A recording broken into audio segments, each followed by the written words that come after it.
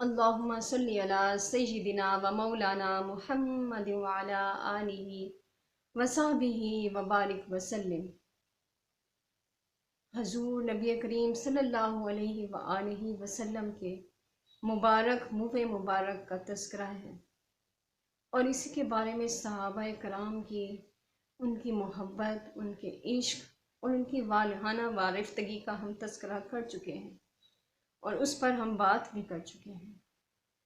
اب اگر ہم ائمہ آخرین کی بات کریں کہ یہ تو اس دور کی بات تھی جب حضور صلی اللہ علیہ وآلہ وسلم خود حیات تھے، ظاہری طور پر خود حیات تھے، تو تب صحابہ کرام کی ہم نے محبت کا عالم دیکھا۔ لیکن کتب سیر اور تاریخی کتب میں جا بجا صوفیاء کرام، ائمہ کرام، عالمین، محبین، عاشقین اور اللہ والوں کے تذکرے جا بجا بکھرے پڑے ہیں، جو حضور نبی کریم صلی اللہ علیہ وآلہ وسلم کے منہ مبارک سے نہ صرف محبت کرتے تھے، ان کا ادب کرتے تھے، بلکہ ان کا عشق رکھتے تھے اور انہیں حفاظت سے اپنے پاس محفوظ کر لیتے تھے۔ ائمہ متاخرین میں سے حضرت شاہ ولی اللہ محدث دہلوی رحمۃ اللہ علیہ سے کون واقف نہیں؟ انہوں نے اپنی کتاب الدر الثمین فی مبشرات النبی الامین اور دوسری کتاب انفاس العارفین میں خاص طور پر اپنے والد گرامی کے حوالے سے ان کی اپنی ہی زبانی ان کا واقعہ بیان فرمایا۔ کہتے ہیں کہ میں ایک دن انتہائی تیز بخار کی حالت میں تھا کہ اس حالت میں مجھے غنودگی طاری ہو گئی اور میرے بچنے کی امید ہی نہیں تھی۔ اس قدر تیز بخار تھا اور حالت میں نکاہت تھی، کمزوری اور ناتوانی تھی کہ بے ہوشی طاری ہو جاتی، بار بار بے ہوشی طاری ہو جاتی۔ اور اسی غنودگی کی کیفیت میں میں نے حضرت عبدالعزیز کو، حضرت شیخ عبدالعزیز رحمۃ اللہ علیہ کو خواب میں یہ فرماتے ہوئے سنا کہ بیٹے عبد الرحیم مبارک ہو، حضور نبی کریم صلی اللہ علیہ وآلہ وسلم آپ کی عیادت کو تشریف لا رہے ہیں، اور سمت کا تعین کرتے ہوئے فرمایا کہ جس طرف تمہاری پائنتی ہے اس طرف سے آپ تشریف لائیں گے، لہٰذا تمہارے پاؤں اس رخ پر نہیں ہونے چاہیے۔ اتنے میں مجھے غنودگی سے کچھ افاقہ ہوا، لیکن میں چونکہ ناتوانی کی کیفیت میں تھا، خود کھڑا ہونے کی طاقت نہ تھی، تو میں نے وہاں پر موجود حاضرین کو بلایا اور انہیں اشارے سے سمجھایا کہ میری چرپائی کا رخ اس طرف بدل دیا جائے۔ اتنے میں حضور نبی کریم صلی اللہ علیہ وآلہ وسلم تشریف لائے اور انہوں نے فرمایا کیف حالک یا بنی، بیٹے آپ کا کیا حال ہے؟ حضور نبی کریم صلی اللہ علیہ وآلہ وسلم کی اتنی خوش گفتاری اور لب شیریں اور رس گھولتے بول میرے دل پر ایک رقت کی کیفیت طاری کر گئے اور میرے دل کو گداز حاصل ہوا۔ حضور نبی کریم صلی اللہ علیہ وآلہ وسلم میرے سر کی طرف والی سائڈ پر بیٹھ گئے اور میرا سر اپنی گود میں رکھ لیا۔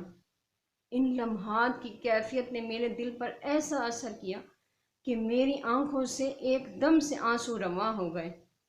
اتنے آنسو بہے کہ حضور نبی کریم صلی اللہ علیہ وآلہ وسلم کا جبہ مبارک تر ہو گیا۔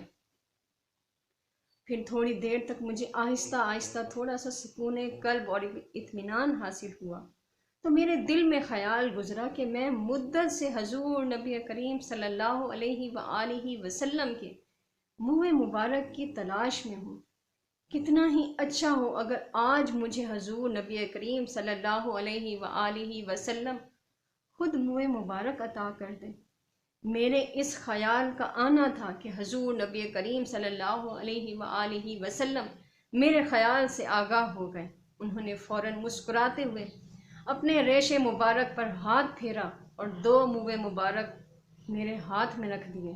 مجھے خیال گزرا کہ یہ تو خواب کی بات ہے، یہ نہ ہو عالم بیداری میں مجھے وہ بال نہ ملے۔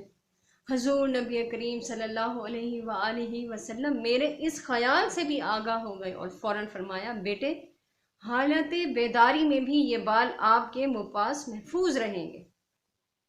اور پھر مجھے صحت کاملہ اور درازی عمر کی بشارت عطا فرمائے۔ پھر میری آنکھ کھل گئی، میں نے حاضرین سے چراغ منگوایا اور فوراً اپنے ہاتھ کو دیکھا تو وہاں منہ مبارک موجود نہ تھے۔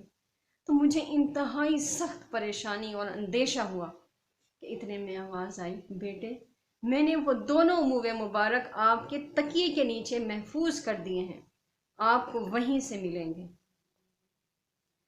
پھر مجھے شفائے کاملہ عطا ہوئی، صحت تندرستی عطا ہوئی۔ میں نے وہ دونوں منہ مبارک اٹھا کر اپنے پاس محفوظ کر لیے جو آج تک میرے پاس موجود ہیں۔ ویسے تو ان منہ مبارک کی بہت ساری خصوصیات تھیں، لیکن 3 کا تذکرہ انہوں نے خاص طور پر کیا ہے۔ ان کی پہلی خاصیت یہ تھی کہ وہ دونوں بال خمدار تھے اور ایک دوسرے سے جڑے ہوئے تھے، لیکن جیسے ہی درود پاک پڑھا جاتا وہ دونوں بال الگ ہو کر سیدھے کھڑے ہو جاتے، اور جب درود پاک پڑھ لیا جاتا تو وہ دوبارہ اپنی کیفیت میں واپس آ جاتے۔ اسی طرح ان کی دوسری خاصیت یہ بیان کی کہ ایک دفعہ 3 منکرین نے امتحان اور آزمائش کے لیے ان منہ مبارک کو اٹھایا اور سخت چلچلاتی دھوپ میں لے جا کر رکھ دیا، لیکن غیب سے فوراً بادل نمودار ہوا اور ان پر چھا گیا، اور سب حیران رہ گئے کہ اتنی تیز چلچلاتی دھوپ میں یہ بادل کہاں سے آ گیا۔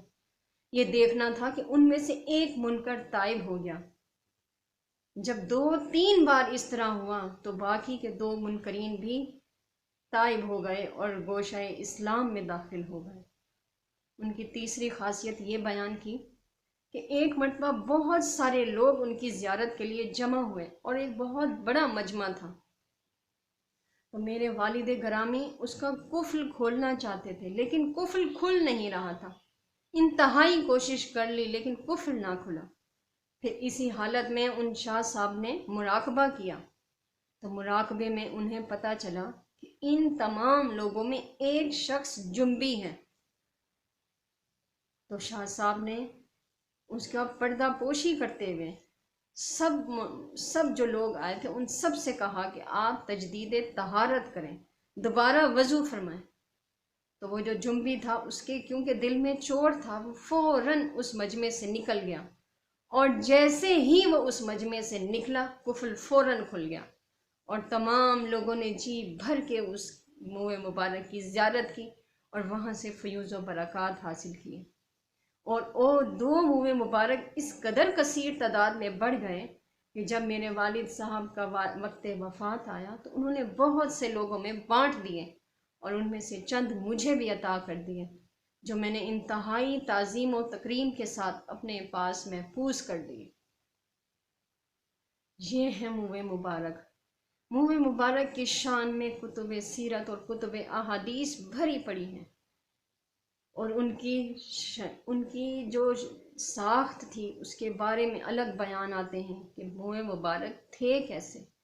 منہ مبارک کے بارے میں صحابہ کرام فرماتے ہیں نہ تو وہ بالکل سیدھے تھے نہ ہی گھنگریالے تھے، بلکہ ہم ہلکے سے خمدار تھے، جیسے ہلال عید ہوتا ہے، یعنی کہ عید کا چاند جس طرح ہوتا ہے اس طرح وہ منہ مبارک تھے۔